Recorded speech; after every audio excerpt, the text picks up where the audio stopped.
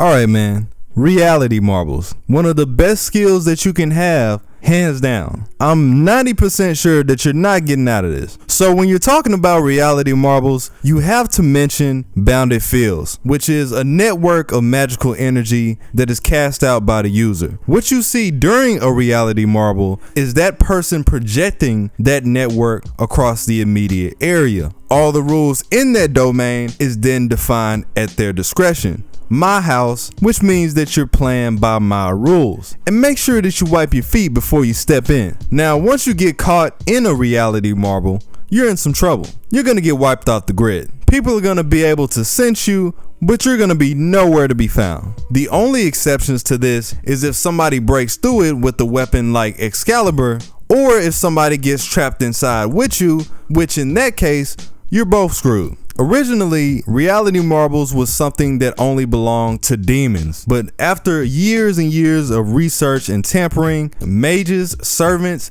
and dead apostle ancestors have now been able to take up the same ability. The ability itself follows the world egg theory, where many cultures believe that life started from a primordial being hatching from an egg. The reality marble represents that egg. What you face inside this egg is not just a powerful attack, but the very root of that person's power in general. But look at the bright side. The nature of a reality marble causes a lot of interference with the normal world, so it's constantly working against the reality marble to bring the world back to normal. It takes a ton of energy to even keep the marble on, and even then, unless that person is pumping energy out the sky, they're probably only going to be able to use it for a certain amount of time. One of our first looks at this skill is Iskander's Army of the King reality marble that he used in his battle against Gilgamesh. As the former ruler of Macedonia,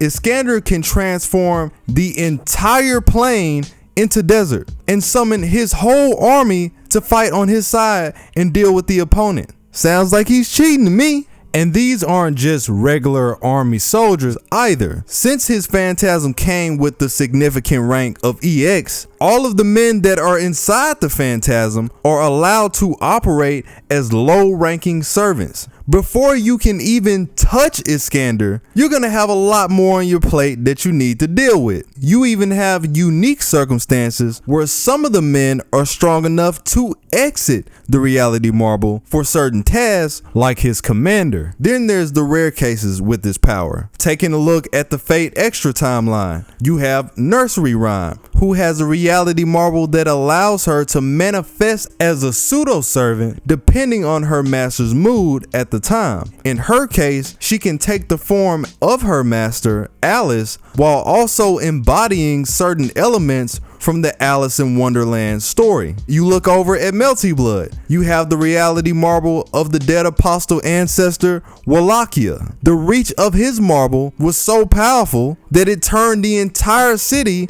into a practical nightmare. On top of that, this marble can give birth to pseudo variants of some of the most powerful beings, even if that being is another dead apostle ancestor. You have the former Grand Caster, Solomon, whose reality marble is Ars Temple. This temple is a pocket universe outside the realms of space and time. Under the use of Goetia, the effects of his marble combined with his demon pillars made him invincible. The only way we were able to get around this was for Solomon to sacrifice his own life to negate these effects from the inside out. Dude was so powerful that he had to nuke himself in order for us to survive. Y'all can't hold this man. And of course, you have the most common known reality marble, Unlimited Blade Works, which is used by the heroic spirit Emiya. The marble itself is a reflection of his power, his identity,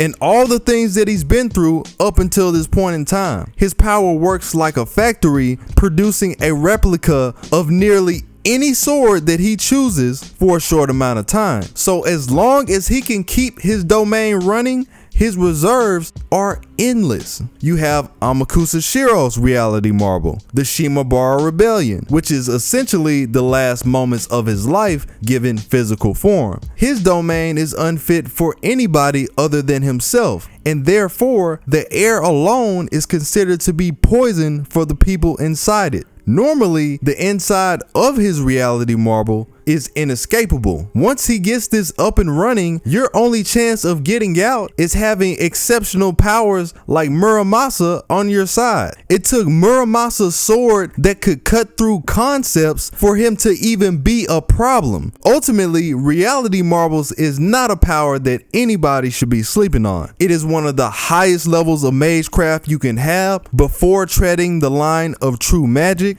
And even when you take that into consideration, there are a lot of aspects that you can get from these domains that are still just as useful. That being said, the person that you would usually expect to have this power would be some sort of caster. The mere fact that most of the people on this list are not casters should let you know that they came to get busy. Even Medea, who is said to have magecraft on the par with the Age of Gods, yes, she created a domain at the Ryodo Temple, but it was never anything on the level of a reality marble. If somebody puts out one of these, you are in grave danger.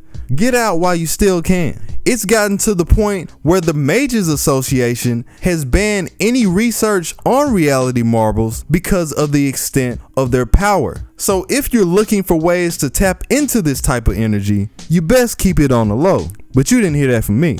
As I mentioned before, reality marbles are something that trickle down to the hands of humans. It is a subcategory of a much greater power known as the marble phantasm. This is yet another ability to create a world, but on a much greater scale. In contrast to the reality marble being designated in one thing, with the marble phantasm, you can nearly do anything that you want. Naturally, these are powers that belong to beings that came straight from the earth. Elementals, true ancestors, things of that nature. So a lot of people aren't going to have this power. Only a select few have that power right now. However, there are many other reality marbles out there. The powers vary depending on who it is. People like Nero Chaos from Tsukahime has a reality marble that's more similar to nursery rhymes, where he keeps it on the inside, and it allows him to merge with several beasts that come from the planet. But we're gonna get into that. Let me know your favorite or one that you might like to see. We do need more servants that are able to showcase this ability. Let me know what you guys think. Like the video if you enjoyed it. Shout out to all the patrons, and I will be back with more Tight Moon content. It is your boy Tsiah. I'm out.